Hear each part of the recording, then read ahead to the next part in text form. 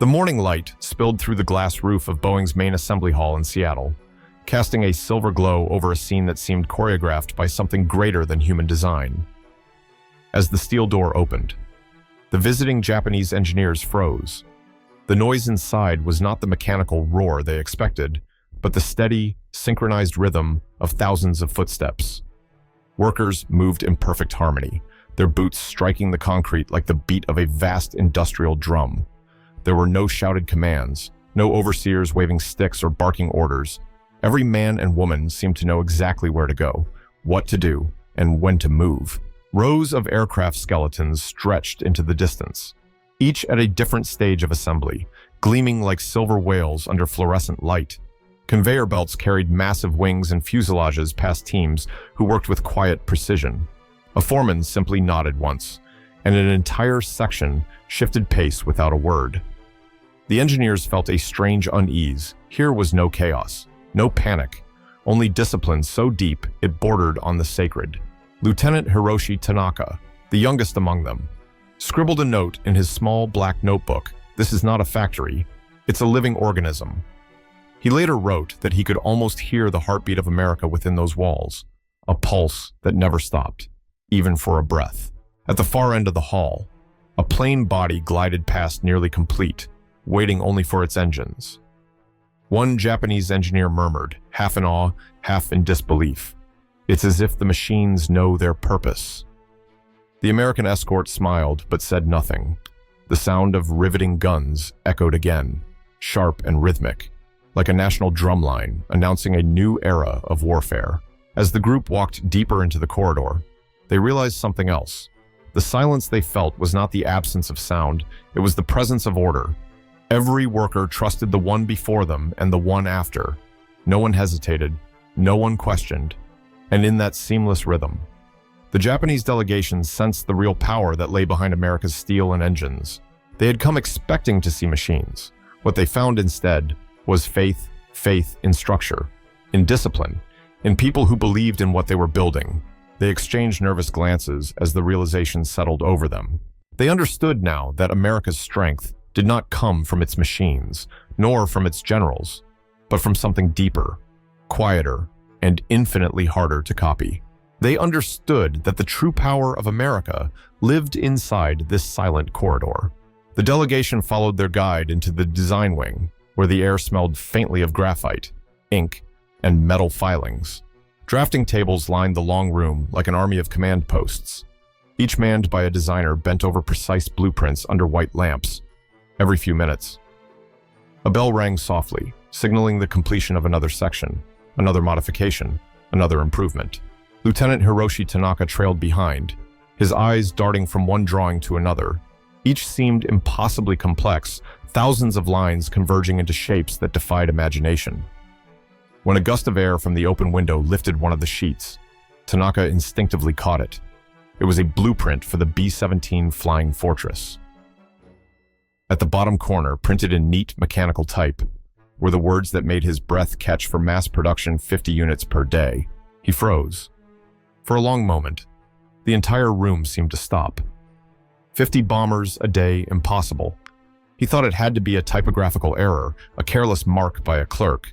But as he looked closer, he saw the same number repeated across the walls, stamped on schedules, flowcharts, and production maps. 50 per day, every day. Tanaka recalled the Mitsubishi plant back in Nagoya, where a single bomber required 23 days, sometimes more when materials ran short. Japan's engineers prided themselves on craftsmanship, the slow, meticulous art of perfection. But here, in this room, war was no longer a matter of art. It was arithmetic. Beside him, another member of the delegation, Engineer Nakamura, whispered, "They treat war as industry, not as honor." His tone was part admiration, part horror. The American guide overheard and replied politely, "Gentlemen, we prefer to think of it as efficiency." Tanaka wrote that down too. Efficiency. It sounded harmless enough, yet it carried the weight of an empire's downfall. He studied a nearby chart labeled Annual Output Projection. In red ink, it predicted over 18,000 aircraft per year. His hand trembled as he traced the number, realizing it was more than Japan's total aircraft inventory since the start of the war. At that moment, the truth struck him harder than any explosion. War was no longer a contest of courage, but of capacity. The side that could build faster, not fight braver, would win. Later, as the engineers left the drafting room, they passed a young American woman organizing folders. She smiled and nodded, as if this miracle of mass production were the most natural thing in the world. Tanaka could only bow slightly, overwhelmed. Outside, the rhythmic hammering of the factory returned precise, unending, mechanical. He realized that each strike of the rivet gun outside was echoing the same philosophy printed on that sheet of paper 50 per day. The metallic rhythm of the factory led them to another hangar, brighter and louder than before. Rows of fuselages gleamed like silver giants under sunlight streaming through the glass roof. The scent of oil, paint, and sweat mingled in the air. But there was also something unexpected: laughter.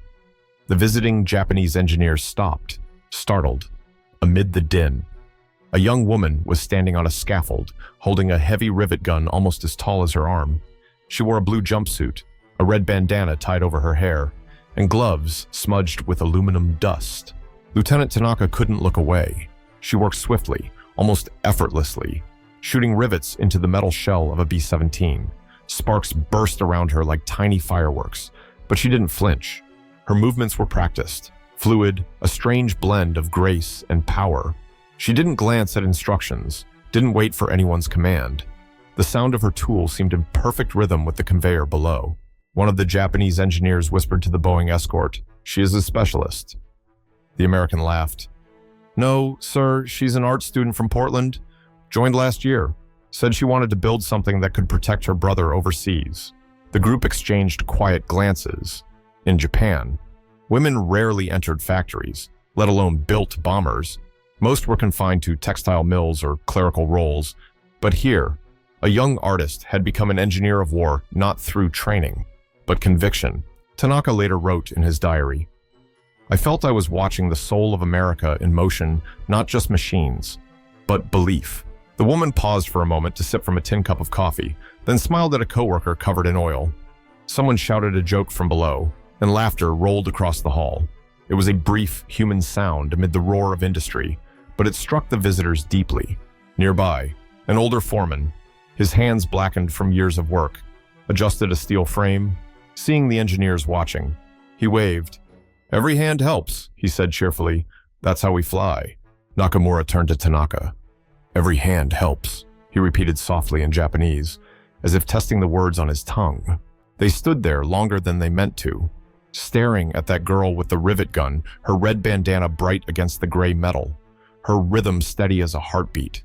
It was a scene both ordinary and revolutionary, proof that America's war machine was powered not by fear, but by inclusion. As they stepped outside again, Tanaka felt the cool air hit his face and realized something strange. He was inspired, not just intimidated, by noon. The assembly lines paused for lunch. The roar of machinery softened into a steady murmur as workers streamed toward the cafeteria, a building the size of a small town square, its wide glass windows gleaming under the sunlight. The Japanese engineers followed their Boeing escort through the double doors, and for the first time that day, they heard music. A jazz melody drifted from a radio near the counter, cheerful and casual, as if the war outside were a rumor instead of reality. The air smelled of coffee, soup, and bread fresh from the ovens. Workers filled long tables in waves, men and women, young and old, talking and laughing freely. A foreman waved the visitors over and insisted they sit. "Everyone eats together here," he said with a grin. "No reserved seats, no boss's corner." Tanaka looked around and noticed how easily people mixed. A black mechanic joked with a white draftsman. A middle-aged woman teased a young engineer about spilling soup. There was no trace of fear, no sense of hierarchy. It was as though America had found unity, not in orders, but in routine, in the shared rhythm of building and breaking bread.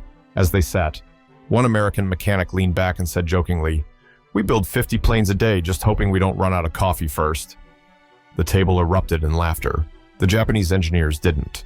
Not out of offense, but confusion. In Japan's factories, humor was rare, almost forbidden. There, workers bowed to the clock, not to each other. Nakamura finally smiled faintly, unsure if he should join in. Tanaka wrote in his notes that he felt something shift in envy he couldn't name. These people fought a war with the same ease they shared a meal. Their confidence didn't come from discipline alone, but from comfort, from knowing they were part of something vast and secure. At the next table, a young woman offered them apple pie, saying it was ration day dessert. Tanaka thanked her politely, though he didn't touch it. Later, he would confess in his journal that he regretted that not because of hunger, but because he realized the gesture meant something greater than hospitality. It meant freedom from fear. He watched as one worker hummed to the rhythm of the jazz tune, tapping her boot on the floor, a wrench still hanging from her belt. The contrast was stunning.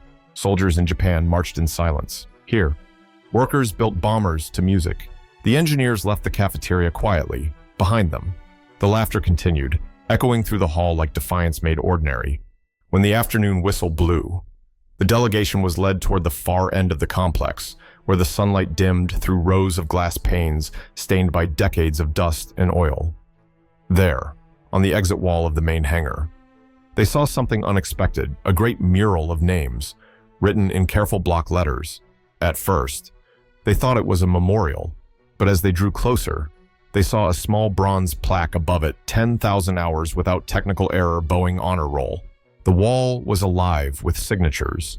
Thousands of names filled the space, some scrawled in pencil, others neatly stenciled in paint. Underneath were black and white photographs of the workers themselves, women in overalls, men with calloused hands, a janitor with a shy smile, even an elderly man holding a wrench.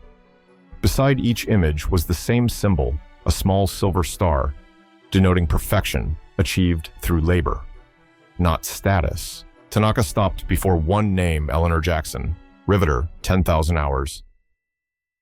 The note beside her photo read, former homemaker, now lead trainer for wing assembly. Next to her, another name caught his eye, Luis Hernandez, machine operator, Mexico City immigrant, flawless record since 1939. The realization came slowly. This was not a list of heroes born from battle, but a monument to ordinary people who worked without error, without complaint, without recognition. Their American escort, sensing their silence, said softly, "We post these names to remind everyone that every hand matters. A perfect bomber doesn't fly because of one genius, but because 10,000 hands cared." Tanaka felt something heavy settle in his chest. He remembered the workers in Nagoya, men covered in sweat, women too exhausted to stand straight. None of their names ever remembered. Another engineer, Nakamura, whispered, "Even the janitors have stars." The escort nodded. "They clean the floors where we build freedom," he said simply. A photograph near the corner drew special attention. It showed an African-American man named William Carter, smiling proudly beside a completed B-17. Beneath it was a small note in cursive, "First colored foreman in assembly, promoted for precision." The Japanese delegation exchanged uneasy glances. In their world, social boundaries were fixed. Here, they seemed to dissolve under the weight of shared purpose. Tanaka later wrote in his diary, "They build not only machines but dignity. Each name here is a soldier, though none carry a gun." As they left the hall, the engineers turned back one last time. The golden light of sunset fell across the mural, making the metal letters glow as if alive. It wasn't just a wall. It was a mirror showing what a nation could become when it chose merit over lineage, unity over pride.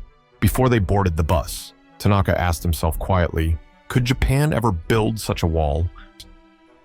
And to you watching, if your country built a wall of names like this today, whose name would you want to see on it? Evening settled over Seattle like a soft blue curtain.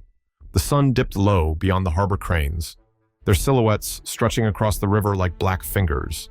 The Japanese delegation was invited for dinner in the workers' cafeteria before leaving the plant. Inside, the air was cool, conditioned to small comfort that felt almost luxurious. Ceiling fans spun gently overhead, and soft music drifted from a jukebox near the wall. The engineers sat down, and their guide handed them trays, steaming rice, grilled fish, fresh vegetables, and a slice of pie, wartime simplicity, yet astonishingly abundant. Around them, hundreds of workers chatted freely as they ate.